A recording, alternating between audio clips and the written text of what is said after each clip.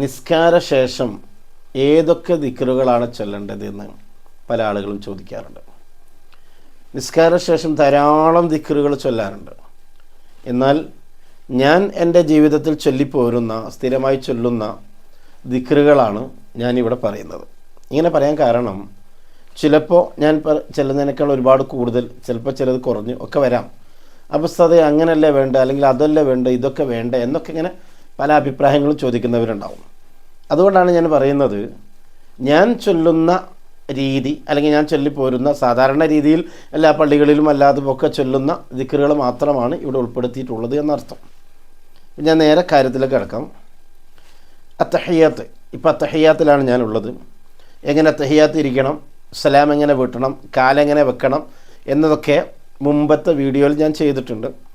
അത് കാണാത്ത ആളുകൾ നിസ്കാരത്തെക്കുറിച്ച് പൂർണ്ണമായി അറിയണമെന്നുണ്ടെങ്കിൽ ഈ വീഡിയോയുടെ താഴെ തന്നെ അതിൻ്റെ ലിങ്ക് കൊടുത്തിട്ടുണ്ട്. നിങ്ങൾക്കതെടുത്ത് കാണാവുന്നതാണ്. അത് കാണണം. നിസ്കാരത്തെക്കുറിച്ച് ഒരുവിധ സംശയങ്ങളൊക്കെ അതിൽ തീരുന്നതാണ്. ഈ നിസ്കാര ശേഷമുള്ള ദിക്റിനെ കുറിച്ച് മാത്രമാണ് ഇപ്പോൾ പറയുന്നത്. അത്തഹിയാത്തിൽ ഇങ്ങനെ ഇരുന്ന് അത്തഹിയാത്തൊക്കെ ഓതി സലാം വീട്ടുകയാണ്. അസ്സലാമു അലൈക്കും വറഹ്മത്തുള്ളാഹി, അസ്സലാമു അലൈക്കും വറഹ്മത്തുള്ളാഹി. സലാം വീട്ടി. സലാം വീട്ടി കഴിഞ്ഞ് ഈ കാൽ ഇവിടെ നിന്ന് അനങ്ങുന്നതിന് മുമ്പ് സുബ്ഹ് നിസ്കാരത്തിലും മഗ്രിബ് നിസ്കാരത്തിലും ചൊല്ലേണ്ട ചില ദിക്റുകളുണ്ട്. ആദ്യം അത് പറയാം. മഗ്രിബ് നിസ്കാരത്തിലും സുബ്ഹ് നിസ്കാരത്തിലും മാത്രമാണ് ഈ പ്രത്യേകമായ ദിക്ർ ചൊല്ലേണ്ടത്. അത് നമ്മുടെ ഉസ്താദ്മാരൊക്കെ പറയാറുള്ളത് ഈ കാൽ അനങ്ങുന്നതിന് മുമ്പ് വേണമെന്നാണ്. മാത്രമല്ല ഇതിൻ്റെ മുമ്പ് മറ്റൊരു ദിക്റും ചൊല്ലേണ്ടതില്ല. ആദ്യമായി ഈ ദിക്റാണ് ചൊല്ലേണ്ടത് എന്ന്. ഇപ്പോൾ മഗ്രിബ് നിസ്കാരത്തിൽ അല്ലെങ്കിൽ സുബ്ഹ് നിസ്കാരത്തിൽ സലാം വീട്ടിയ ഉടൻ തന്നെ നാം ചൊല്ലേണ്ടത് ലാ ഇലാഹ ഇല്ലല്ലാഹു വഹ്ദഹു ലാ ശരീക ലഹു ലഹുൽ മുൽക്കു വലഹുൽ ഹംദു യുഹ്യി വയുമീതു വഹുവ അലാ കുല്ലി ഷൈഇൻ ഖദീർ.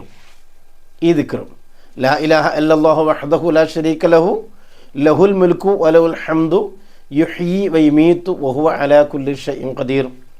ഈ ദിക്ർ 10 പ്രാവശ്യം ചൊല്ലണം. 10 പ്രാവശ്യം. അത് കഴിഞ്ഞിട്ട് അല്ലാഹുമ്മ അജിർനി മിനന്നാർ, അല്ലാഹുമ്മ അജിർനി മിനന്നാർ, അല്ലാഹുമ്മ അജിർനി മിനന്നാർ എന്ന ദിക്ർ 7 പ്രാവശ്യവും നാം ചൊല്ലുക. സുബ്ഹിലും പിന്നെ മഗ്രിബിലും മാത്രമാണ് ഈ പറഞ്ഞിട്ടുള്ളത്. ഇനി അങ്ങോട്ട് പറയാൻ പോകുന്നത് ഈ എല്ലാ നിസ്കാരത്തിലും ചെയ്യേണ്ടതാണ്. ഈ പറഞ്ഞ 2 ദിക്ർ സുബ്ഹിലും ഈ മഗ്രിബിൽ മാത്രമാണ്. ഇത് ചൊല്ലിക്കഴിഞ്ഞിട്ട് പിന്നെ അസ്തഗ്ഫിറുല്ലാഹൽ അദീം മുതൽ താഴോട്ട് ചൊല്ലിയാൽ മതി.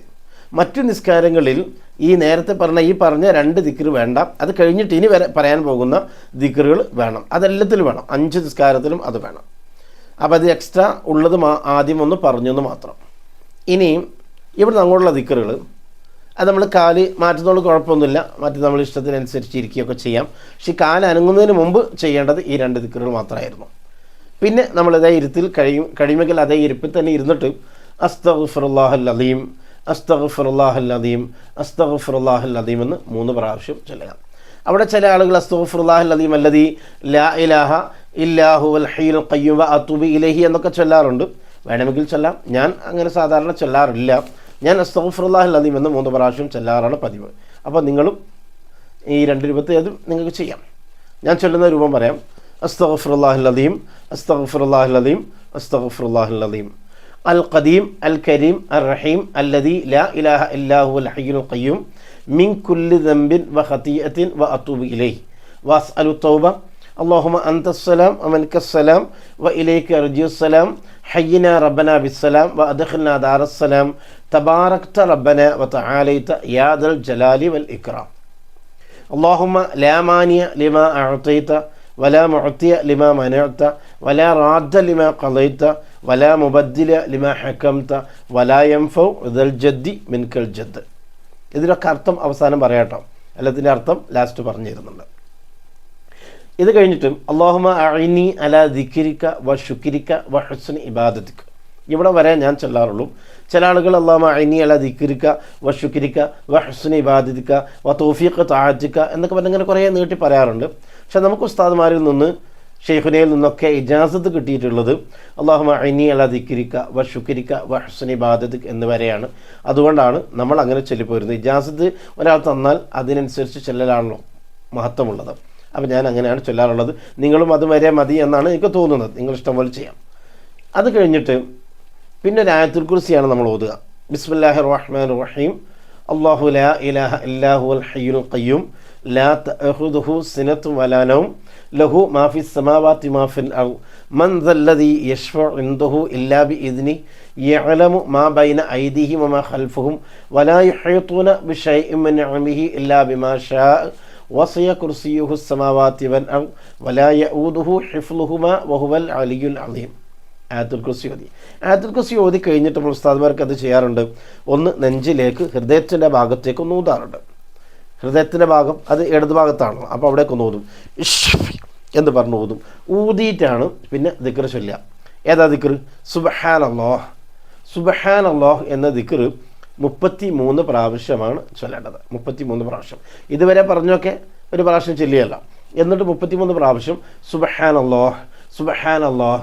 അവിടെ ചൊല്ലുമ്പോൾ സുബ്ഹാനല്ലാഹ് അല്ലാഹ് എന്നിങ്ങനെ അല്ലാഹ് എന്നുള്ളത് ആ രൂപത്തിൽ വരണം. സുബ്ഹാനല്ലാഹ് സുബ്ഹാനല്ലാഹ് സുബ്ഹാനല്ലാഹ് പോരാ, അത് സുബ്ഹാനല്ലാഹ് ആവില്ല. സുബ്ഹാനല്ലാഹ് എന്ന് ഹാ ഉച്ചരിച്ച രൂപത്തിൽ ചൊല്ലാം. ഇനി സുബ്ഹാനല്ലാഹ് സുബ്ഹാനല്ലാഹ് എന്ന് ചൊല്ലാൻ പ്രയാസമുണ്ടോ? എന്നാൽ സുബ്ഹാനല്ലാഹി എന്ന് കെസറായിട്ട് ചൊല്ലാം. സുബ്ഹാനല്ലാഹി സുബ്ഹാനല്ലാഹി സുബ്ഹാനല്ലാഹി സുബ്ഹാനല്ലാഹി. ചില ആളുകൾ ചില പള്ളികളിലും അല്ലാത്തൊക്കെ കേൾക്കാം സുബ സുബ സുബ സുബ സുബ എന്താ കുറേ സുബ സുബ ചേർക്കാം. പൂർണ്ണമായി ചൊല്ലുന്നത് കേൾക്കാറില്ല. അങ്ങനെ പോരാ. ചൊല്ലുമ്പോൾ ഏതായിരുന്നാലും നമ്മളൊരു മിനിറ്റ് ഇരുന്ന് ചൊല്ലുകയാണല്ലോ, നിസ്കാര ശേഷമാണല്ലോ, ഏറ്റവും മഹത്വമുള്ള സമയമാണല്ലോ. അപ്പോൾ അതുകൊണ്ട് സുബ്ഹാനല്ലാഹി അല്ലെങ്കിൽ സുബ്ഹാനല്ലാഹ് എന്ന് വ്യക്തമായി തന്നെ ചൊല്ലണം. 33 പ്രാവശ്യം. അത് കൈകൊണ്ട് ഇങ്ങനെ അടയാളം പിടിച്ചുകൊണ്ട് ചെല്ലാം. ഇനി അങ്ങനെ പഠിക്കാൻ പറ്റില്ലെങ്കിൽ ഇതുപോലത്തെ ഒരു തസ്ബീഹി മാല ഉപയോഗിച്ചിട്ട് നമുക്കങ്ങനെ ചെല്ലാം. സുബ്ഹാനല്ലാഹ് സുബ്ഹാനല്ലാഹ് സുബ്ഹാനല്ലാഹ് അല്ലെങ്കിൽ സുബ്ഹാനല്ലാഹി സുബ്ഹാനല്ലാഹി സുബ്ഹാനല്ലാഹി സുബ്ഹാനല്ലാഹി അല്ലാഹി ആകുമ്പോൾ കുറച്ച് സ്പീഡ് കിട്ടും. അപ്പോൾ അങ്ങനെ ചൊല്ലാം. എങ്ങനെ 33 പ്രാവശ്യം ഇതുവരെ 33 അതിൻ്റെ കണക്ക്. അത് കഴിഞ്ഞിട്ട് പിന്നീട് 33. കാരണം ഇത്രയും പറയുന്നത് എണ്ണം തെറ്റാതെ ചൊല്ലാൻ വേണ്ടിയിട്ടാണ്. എണ്ണം തെറ്റരുത്. കാരണം 33 കറക്റ്റായി ചൊല്ലുന്നതിൽ മഹത്വമുണ്ട് എന്നാണ്. ആ ഒരു മഹാന്മാർ ഇന്നൊരു എണ്ണം പറഞ്ഞിട്ടുണ്ടെങ്കിൽ ആ എണ്ണം കറക്റ്റായി ചൊല്ലാൻ നമ്മൾ ശ്രമിക്കണം. അപ്പോൾ അത് കൂടുതലായ എന്താ കുഴപ്പം, കുറഞ്ഞു പോയാൽ എന്താ കുഴപ്പം എന്ന് ചിന്തിക്കരുത്. പറഞ്ഞാൽ അതുപോലെ ചെയ്യാനാണല്ലോ, നമ്മൾ മുസ്ലിങ്ങളാണല്ലോ. അപ്പോൾ നമ്മൾ അതാണ് ശ്രദ്ധിക്കേണ്ടത്. അപ്പോൾ 33 പ്രാവശ്യം അതിൽ മഹത്വമുള്ളത് കൊണ്ടാണ്. അപ്പോൾ 33 അത് കഴിഞ്ഞിട്ട് പിന്നെ അടുത്ത 33 എന്തായിരിക്കണം? അൽഹംദുലില്ലാഹ് എന്ന ദിക്ർ. നേരത്തെ പറഞ്ഞ പോലെ അൽഹംദുലില്ലാഹ് ലില്ലാഹ് അങ്ങനെ വരണം, ഹാ വരണം. അല്ലെങ്കിൽ അൽഹംദുലില്ലാഹി അൽഹംദുലില്ലാഹി എന്നും ചെല്ലാം. അൽഹംദു അല്ല അൽഹംദു ആണ്. അക്ഷരം വളരെ കറക്റ്റ് ശ്രദ്ധിക്കണം. അൽഹംദു എന്തു പന്ത് പോലെ ആവരുത്. അൽഹംദു ദ ദി ദു എന്നതാണ് വരേണ്ടത്. ഒക്കെ തജ്വീദ് അനുസരിച്ച് നമ്മൾ ചൊല്ലി പഠിക്കുക തന്നെ വേണം. എന്നാൽ അതിന് പ്രതിഫലം നമ്മൾ വിചാരിച്ച രൂപത്തിലൊക്കെ കിട്ടുള്ളൂ. അപ്പോൾ അൽഹംദുലില്ലാഹി അൽഹംദുലില്ലാഹി അൽഹംദുലില്ലാഹി അൽഹംദുലില്ലാഹി അങ്ങനെ 33 പ്രാവശ്യം അതും ചൊല്ലിക്കഴിഞ്ഞു. പിന്നെയുള്ള 33 അല്ലാഹു അക്ബർ എന്നാണ്. അല്ലാഹു അക്ബർ. അവിടെ അക്ബർ എന്ന് പറഞ്ഞാൽ അക്ബറു അല്ല, അക്ബർ എന്ന് തന്നെയാണ് ഏറ്റവും നല്ലത്. ഇനി കൂട്ടി ചൊല്ലുകയാണെങ്കിൽ അല്ലാഹു അക്ബർ അല്ലാഹു അക്ബർ അല്ലാഹു അക്ബർ അല്ലാഹു അക്ബർ അല്ലാഹു ഇങ്ങനെ ചൊല്ലാം. അല്ലാതെ അല്ലാഹു അക്ബറു എന്നല്ല, അല്ലാഹു അക്ബർ. അവിടെ അല്ലാഹു അക്ബർ അല്ലാഹു അക്ബർ അല്ലാഹു അക്ബർ അല്ലാഹു അക്ബർ അല്ലാഹു അക്ബർ അല്ലാഹു അക്ബർ അങ്ങനെ 33 പ്രാവശ്യം അത് ചൊല്ലി. ഇപ്പോൾ മൊത്തത്തിലായി 33 99. ഇനി ഒന്നും കൂടെ ബാക്കിയുണ്ടല്ലോ. അപ്പോൾ അതെന്ത് ചെയ്യും? അത് നമ്മൾ നേരത്തെ പറഞ്ഞ് ദിക്റുണ്ടല്ലോ, ലാ ഇലാഹ ഇല്ലല്ലാഹു വഹ്ദഹു ലാ ശരീക ലഹ് ലഹുൽ മുൽക്കു വലൽ ഹംദു വഹുവ യുമീതുഹു അലാ കുല്ലി ഷൈഇൻ ഖദീർ എന്ന് ഒരു പ്രാവശ്യം ചൊല്ലിയാൽ നമുക്ക് 100 പ്രാവശ്യം അവിടെ പൂർത്തിയാക്കാൻ കഴിഞ്ഞു. 100 പ്രാവശ്യം കഴിഞ്ഞതിന് ശേഷം പിന്നെ നമുക്ക് അഫ്ളു ദിക്റുകളിൽ വെച്ച് ഏറ്റവും പുണ്യമുള്ള ദിക്ർ അതേതാണ്? ഏറ്റവും മഹത്വമുള്ള ദിക്ർ അത് ലാ ഇലാഹ ഇല്ലല്ലാഹ് എന്നാണ്. മുത്തനബി തന്നെ പഠിപ്പിച്ചു. ഞാനും എൻ്റെ മുൻകാലക്കാരായ അമ്പിയാക്കളും പറഞ്ഞ ഏറ്റവും നല്ല ദിക്ർ ലാ ഇലാഹ ഇല്ലല്ലാഹ് എന്നാണെന്ന് പറഞ്ഞല്ലോ. അപ്പോൾ അതുകൊണ്ട് ആ ലാ ഇലാഹ ഇല്ലല്ലാഹ് അത് അതിൻ്റെതായിരിക്കുന്ന രൂപത്തിൽ ചൊല്ലണം. ഇവിടെയാണ് പ്രശ്നം സംഭവിക്കുക. ചില ആളുകളൊക്കെ കാണാം ലാ ഇലാഹ ഇല്ലല്ലാഹ് ഇങ്ങനെ നാവ് ഇങ്ങനെ പുറത്തേക്ക് വരും, അല്ലാഹ് അല്ലാഹ് അല്ലാഹ് അല്ലാഹ് ഇങ്ങനെ വരും. അത് ശരിയാവില്ല കേട്ടോ, അങ്ങനെ പറ്റില്ല. അപ്പോൾ എന്ത് ചെയ്യണം? അല്ലാഹ് എന്ന് പറയുമ്പോൾ അല്ല എന്നെവിടെ പറഞ്ഞത്? ലാ എവിടെയാണ് കൊണ്ടത്? ലാ ഇലാഹ ലാ ഇലാഹ. നിങ്ങൾ പറഞ്ഞു നോക്കിയേ, ലാ ഇലാഹ ലാ ഇലാഹ. അപ്പോൾ എവിടെയാണ് ലാ കൊണ്ടത്? അതിൻ്റെ തൊട്ടടുത്ത് തന്നെയാണ് അള്ളാഹ്ക്കും കൊള്ളേണ്ടത്. അപ്പോൾ അള്ളാഹ് 2 ലാമും 1 ഹാവും ചേർന്നാണ് ഈ ജലാലത്തിൻ്റെ ഇസ്മാവുന്ന അള്ളാഹ്. അപ്പോൾ അല്ലാ കൊണ്ട തൊട്ടടുത്ത് തന്നെയാണ് അള്ളാഹ് അള്ളാഹ് അള്ളാഹ് എന്ന് വേണ്ടത്.